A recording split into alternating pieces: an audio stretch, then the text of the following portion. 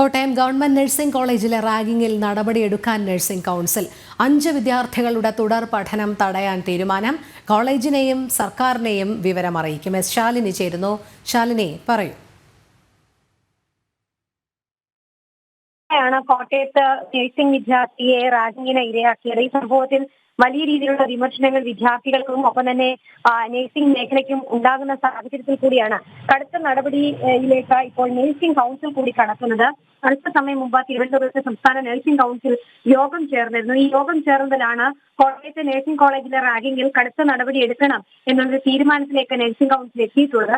5 വിദ്യാർത്ഥികളുടെ തുടർ പഠനം അടക്കം തടയാൻ തീരുമാനമെടുത്തുകൊണ്ടാണ് ഈ യോഗം ഇപ്പോൾ തിരിഞ്ഞിട്ടുള്ളത് എന്നുള്ളതാണ് നമ്മൾ മനസ്സിലാക്കുന്നത്. പ്രധാനമായും നഴ്സിംഗ് കൗൺസിൽ യോഗം തീരുമാനമെടുത്ത ആ തീരുമാനങ്ങൾ സംസ്ഥാന സർക്കാരിനെയും കോളേജിനെയും അറിയിക്കും. ഒരു രീതിയിലും അതിക്രൂരമായി വിദ്യാർത്ഥികളോട് ഇത്തരത്തിൽ ക്രൂരമായി പെരുമാറിയ വിദ്യാർത്ഥികളെ തുടർ പഠനത്തിന് അനുവദിക്കരുത് എന്നുള്ള ഒരു നിലപാടാണ് നഴ്സിംഗ് കൗൺസിൽ എടുത്തിട്ടുള്ളത്. കഴിഞ്ഞ ദിവസങ്ങളടക്കം നഴ്സിംഗ് കൗൺസിലിനെതിരെ അതിരൂക്ഷമായ വിമർശനങ്ങൾ വിവിധ കോണുകളിൽ നിന്ന് ഉയർന്നിരുന്നു. കാരണം ഈ വിദ്യാർത്ഥി പ്രതിനിധികൾ പലരും, ഈ 5 വിദ്യാർത്ഥികളിൽ പലരും ഈ നഴ്സിംഗ് കൗൺസിലിന്റെ അടക്കം പ്രതിനിധികളാണ്. ഒപ്പം തന്നെ സംഘടനാ പ്രവർത്തകരാണ്, SFI അടക്കമുള്ള പ്രവർത്തകരാണ്. സ്വാഭാവികമായി അവതരിപ്പിക്കുന്ന നിലപാട് സ്വീകരിക്കുന്നതിനെതിരെ വിമർശനം ഉയർന്ന ഒരു സാഹചര്യം ഉണ്ടായിരുന്നു. ഈ ഘട്ടത്തിലാണ് നഴ്സിംഗ് കൗൺസിൽ ഈ വിദ്യാർത്ഥികൾ ഇപ്പോൾ കൈവിട്ടതായിട്ടുള്ള പ്രഖ്യാപനം ഔദ്യോഗികമായി നടത്തുന്നത്. ഒരു രീതിയിലും ഇവരെ സംരക്ഷിക്കേണ്ട എന്ന നിലപാടാണ് ഇപ്പോൾ നഴ്സിംഗ് കൗൺസിൽ സ്വീകരിച്ചിട്ടുള്ളത്.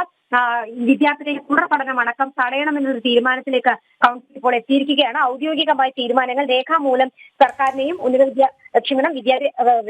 ആരോഗ്യമന്ത്രി അടക്കമുള്ളവരെ ഉടൻ തന്നെ അറിയിക്കുമെന്നുള്ളതാണ് ഭാരവാഹികൾ ഇപ്പോൾ അറിയിക്കുകയും ചെയ്തിട്ടുള്ളത്.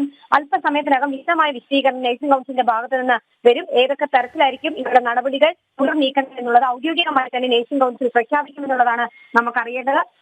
ഏതായാലും ഏറ്റവും പ്രധാനപ്പെട്ട ഒരു വിവരം കൂടിയാണ് 5 വിദ്യാർത്ഥികളുടെ തുടർ പഠനമടക്കം തടഞ്ഞുകൊണ്ട് നിർണായക തീരുമാനത്തിലേക്കും ഒപ്പം തന്നെ വിദ്യാർത്ഥികൾക്ക് ഒരു രീതിയിലുള്ള സംരക്ഷണം ഒരുക്കേണ്ട എന്ന തീരുമാനത്തിലേക്കും നഴ്സിംഗ് കൗൺസിൽ കടക്കുകയാണ്. രോഹിണി.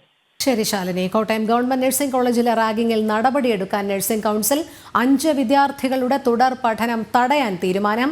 കോളേജിനെയും സർക്കാരിനെയും വിവരം അറിയിക്കും. എസ് ശാലിനിയാണ് വിവരങ്ങൾ നൽകിയത്.